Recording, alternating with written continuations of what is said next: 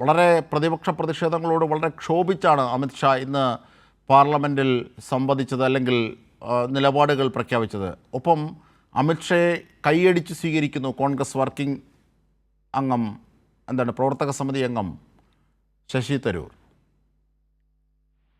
Operation സിന്ദൂറുമായി ബന്ധപ്പെട്ട ചർച്ചയാണ് ഇപ്പോൾ പാർലമെന്റിൽ പുരോഗമിക്കുന്നത്. രാജ്യസഭ ഇതിനോടകം തന്നെ 2 മണിവരെ നേരത്തെ തന്നെ പിരിഞ്ഞു. ഇപ്പോൾ അത് വീണ്ടും പുനരാരംഭിച്ചിട്ടുണ്ട്.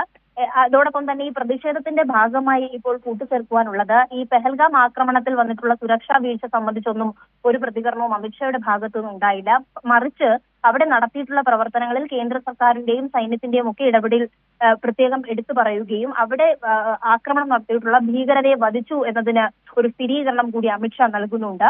അത്തരത്തിൽ സ്ഥിരീകരിച്ച പ്രസ്താവനയോടാണ് ശശി തരൂർ കൈയടിച്ചുകൊണ്ട് കേന്ദ്ര സർക്കാരിനെ പ്രശംസിക്കുന്ന തരത്തിലേക്ക് ഒരു പ്രതികരണം നടത്തിയിട്ടുള്ളത്. അതായത് എല്ലാ ഭരണകക്ഷി എംപിമാരും അമിത്ഷായുടെ ആ വാക്കുകളിൽ കൈയടിക്കുമ്പോൾ ശശി തരൂരും കോൺഗ്രസിന്റെ എംപി ആയിട്ടുള്ള ശശി തരൂരും അതിന് പിന്തുണ നൽകുന്ന തരത്തിലേക്കുള്ള ഒരു കാഴ്ച കൂടി പാർലമെന്റിൽ നിന്നും കാണാൻ വേണ്ടി കഴിഞ്ഞിട്ടുണ്ട്. പ്രത്യേകിച്ചും ഈ ഓപ്പറേഷൻ സിന്ദൂറുമായി ബന്ധപ്പെട്ട ചർച്ചയിൽ കോൺഗ്രസ് നൽകിയിട്ടുള്ള ലിസ്റ്റിലടക്കം ശശി തരൂർ ഉണ്ടായിരുന്നില്ല. തനിക്ക് ഈ ചർച്ചയിൽ പങ്കെടുക്കാൻ താല്പര്യമില്ല എന്ന് പറഞ്ഞ് ഒഴിയുകയും ചെയ്തിരുന്നു. ആ ഘട്ടത്തിൽ കൂടിയാണ് ഇപ്പോൾ കേന്ദ്ര സർക്കാരിന്റെ വാദങ്ങൾക്ക്, അല്ലെങ്കിൽ കേന്ദ്ര ആഭ്യന്തരമന്ത്രിയുടെ അമിത്ഷയുടെ ഈ പെഹൽഗാം ആക്രമണത്തെ പറ്റിയുള്ള പ്രശംസയിൽ കേന്ദ്ര സർക്കാർ നല്ല രീതിയിൽ പ്രവർത്തിച്ചു എന്ന പ്രശംസയ്ക്ക് ശശി തരൂർ കൈയടിച്ച് അതിനെ പ്രോത്സാഹിപ്പിച്ചിട്ടുള്ളത്. അജിൻഷ.